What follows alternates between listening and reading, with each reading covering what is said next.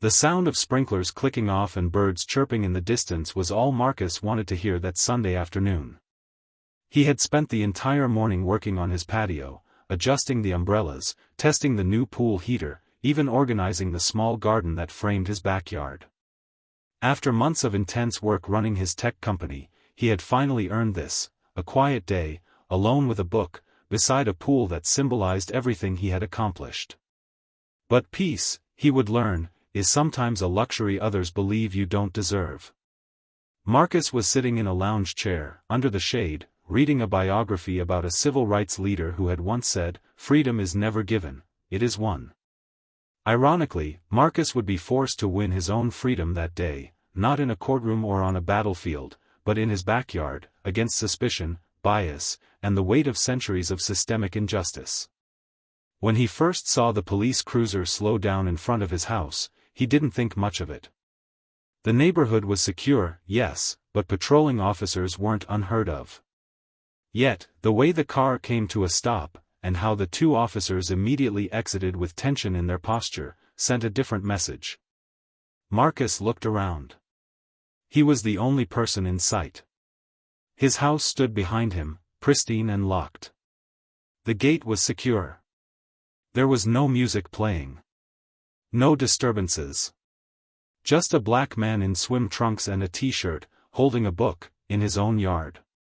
"Excuse me, sir," the first officer said, approaching the fence. "We've received a call about suspicious activity at this address."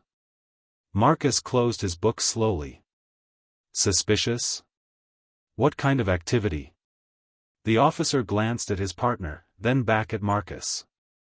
The report mentioned a man trespassing, potentially casing the property. Marcus raised his eyebrows. So, me, sitting quietly, reading, on private property, that was enough to bring police? The officer didn't respond directly. Instead, he asked, "Can you verify that you live here?" Marcus stood calmly. "Of course. I'll get my ID." As he turned to go inside, the second officer interrupted. "We'd prefer you stay outside while we talk." Marcus stopped. Turned. "So I can't retrieve the ID you just asked for?" The two exchanged a glance. Then the first one relented, saying, "All right." Slowly. "Keep your hands visible." He did exactly that. Walked to the glass door, unlocked it, and returned a moment later with his wallet. He handed over his driver's license, which clearly displayed his name and the address, a perfect match to the home they stood in front of. But that wasn't enough. "Do you have anything else to verify ownership?" one of them asked. Marcus tilted his head. "Is this standard procedure when someone provides government-issued ID with a matching address?" Again, no answer. Just tension. But Marcus was ready. He opened his phone and pulled up his encrypted document folder, scrolling through PDFs of his property deed, HOA documentation, utility bills, all neatly organized, all time-stamped, all undeniable. Still, the officers didn't back down. "What do you do for a living?" one asked. Marcus replied, "I own a tech company." The officer scoffed subtly, as if trying to mask disbelief. And then came the moment Marcus had anticipated, the request for backup. The first officer spoke into his radio, not asking for confirmation, not requesting dispatch to stand down, but calling for another unit. Marcus sighed. It wasn't fear he felt. It was fatigue. Not the kind that comes from lack of sleep, but the kind that builds over years of being questioned, second-guessed, followed in stores, pulled over for no reason. And now, even as a homeowner in a gated community, he was still being treated like an outsider in a space he paid for. What the officers didn't realize, however, was that Marcus was not only a homeowner. He was a strategist. His home wasn't just protected by locks and fences, it was equipped with a top-tier surveillance system he helped design himself. Every camera was 4K, with facial recognition, cloud storage redundancy, and a live feed that triggered automatic uploads the moment unfamiliar faces approached his property. That meant the entire encounter, from the moment the officers stepped onto the sidewalk to their questioning, tone, posture, and attitude, was being recorded from 6 different angles, including audio capture clear enough to hear the inflection in their voices. And Marcus? He was wearing a smartwatch that synced with it all. He tapped twice on the screen, sending a silent alert to his legal team. Within moments, the footage began uploading in real time to a cloud server monitored by his attorney's firm. When the backup patrol car arrived, Marcus was no longer just a man being questioned. He was a man recording history, one calculated move at a time. The new officers stepped out, again with the same air of skepticism. One took a position beside the gate, hand close to his weapon. The other tried a different approach, more cordial. "Sir, we're just trying to do our jobs. Can you help us understand what's going on?" Marcus didn't blink. "What's going on," he said, voice clear and unwavering, "is that I'm being interrogated for existing. I've given ID. I've shown ownership. I'm on my own property, doing nothing wrong." One officer asked if Marcus had any recent issues with neighbors. Marcus shrugged. "I moved in 6 months ago. Never had a single complaint. But that doesn't mean someone didn't call because I don't look like I belong here." There it was, the part no one wanted to say aloud. But Marcus didn't flinch from it. The officers stayed a few minutes longer, murmuring to one another, occasionally eyeing Marcus's phone, which remained recording. Eventually, realizing they had no legal grounds, they gave a half-hearted nod and turned back toward their vehicles. But Marcus wasn't done. He opened his email app and forwarded the footage, all of it, to his legal contact. He included timestamps, officer badge numbers, and a brief summary. Within the hour, a formal complaint would be filed with the department's oversight committee, and local media would be alerted anonymously through encrypted channels. This wasn't about vengeance. It was about setting precedent. About documenting, proving, and forcing institutions to confront the consequences of their unchecked behavior. Marcus sat back down. Picked up his book. But the peace was gone, replaced by the knowledge that even now, even here, he wasn't truly free. And yet, what was coming next would prove that preparedness is power. Because Marcus wasn't just going to defend himself. He was about to change everything. Marcus woke up earlier than usual the next day. He hadn't slept much. Not because of fear, but because his mind was racing. Replaying every moment, every word, every look from the officers the day before. His body had rested, but his spirit hadn't. What had protected him wasn't luck, it was foresight. Documentation. Strategy. But he knew deep down, it shouldn't have to be this way. Not for him. Not for anyone. Within hours, Marcus had already clipped and organized the footage from all his security cameras. 6 different angles. High-definition audio. Full timestamps. No edits. Just reality, raw and undeniable. He sent the entire package to his legal team, and separately, to a trusted investigative journalist he had known from his early career. He didn't want fame. He didn't want revenge. He wanted documentation. He wanted consequences. But the consequences began sooner than expected.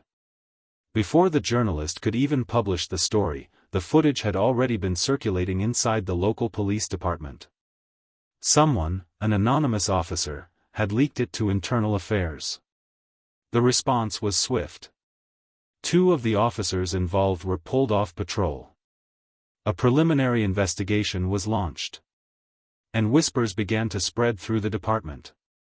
That afternoon, something unexpected happened. One of the officers from the 2nd Patrol Unit returned. Not in uniform. No cruiser. Just a plain gray t-shirt and jeans. He stood quietly outside Marcus's gate and rang the bell. Marcus, watching through the video intercom, didn't open the door. The officer looked directly at the camera and said, "I'm not here as a cop. I just needed to say something. There was a pause. I was wrong. Yesterday. I didn't listen. I didn't think. I reacted the way I was trained to react. And when I watched that footage, heard how I sounded, I was ashamed. He paused again, looked down. I don't expect you to forgive me. I just want you to know, you made me think. Really think. And then he left. Marcus didn't smile. Didn't feel vindicated. But something had shifted. A system designed to avoid reflection had been forced into it, not by violence, not by confrontation, but by calm, irrefutable evidence. The next morning, the article was published. Black man accused of trespassing at his own home, and captures it all on camera. The piece was factual. No exaggeration. No unnecessary drama. Just the truth. The footage was embedded. The timeline was laid out. The contradictions were exposed. Within 24 hours, the video had over 2 million views. Tens of thousands of comments flooded in, some outraged, some heartbroken, many saying the same thing: this could have been me. Messages came from across the country. Homeowners. Renters. Business owners. All sharing experiences of being questioned, doubted, dismissed, or criminalized for existing in the wrong place, or rather, in the wrong skin. Marcus read each message. Quietly. Thoughtfully. And he made a decision. He wasn't going to let this stop at a news cycle. Within a week, he launched a non-profit initiative called Verify. The goal was simple: equip individuals, especially black and brown homeowners, with the tools and knowledge to protect themselves legally and digitally. The platform offered free resources, guides for dealing with police encounters, templates for organizing property documentation, tips for setting up smart security systems with legal backups. But most importantly, it gave people control over their own narrative. The response was overwhelming. Within days, Verify had hundreds of thousands of visits. People began sharing their own footage. Their own stories. Their own resistance. What Marcus did wasn't just self-defense. It was structural defense. A blueprint for resilience. He didn't go on a media tour. He didn't seek out interviews. He let the footage speak. Let the system feel the pressure of its own reflection. And it worked. His story was picked up by national outlets. University professors began referencing it in law and sociology courses. Podcasts analyzed the layers of racial bias, digital self-defense, and the power of remaining calm under systemic pressure. At a city council meeting, Marcus's video was played publicly. For some, it was uncomfortable. For others, it was illuminating. But no one could deny the clarity of what they saw: a man, perfectly within his rights, being treated like a criminal until proven otherwise. And what made it powerful wasn't just the injustice. It was how he responded to it. He didn't yell. He didn't fight. He documented. He held the system accountable with the very tools it feared most: truth, preparation, and indisputable data. 1 week later, Marcus sat again by the pool. This time, not as a man recovering from humiliation, but as someone who had reclaimed control. The same water rippled quietly. The same garden swayed in the breeze. But something was different now. He wasn't invisible anymore. He wasn't alone. In his hand was the same book, the one about civil rights. He flipped back to the page he had been reading before everything began. And there it was. Freedom is not the absence of fear, but the presence of courage. That courage wasn't loud. It wasn't angry. It was methodical. Quiet. Precise. And that's what the world remembered. So what's the lesson here? It's this: in a world that assumes guilt before truth, dignity is revolutionary. Preparation is power. And your silence, when filled with strategy, can shake institutions to their core. Marcus didn't set out to be a symbol. He just wanted peace. But when peace was denied, he chose clarity. When his presence was questioned, he responded with facts. And when his rights were challenged, he turned the lens back on those who had forgotten theirs. If this story moved you, if it challenged your perception or reminded you of something you've seen or lived, share your thoughts in the comments. These conversations matter more than you know. And if you believe more people need to hear stories like Marcus's, stories of calm resistance, digital defense, and quiet power, then subscribe. Like the video. Spread the truth. Because this isn't just his story. It's ours.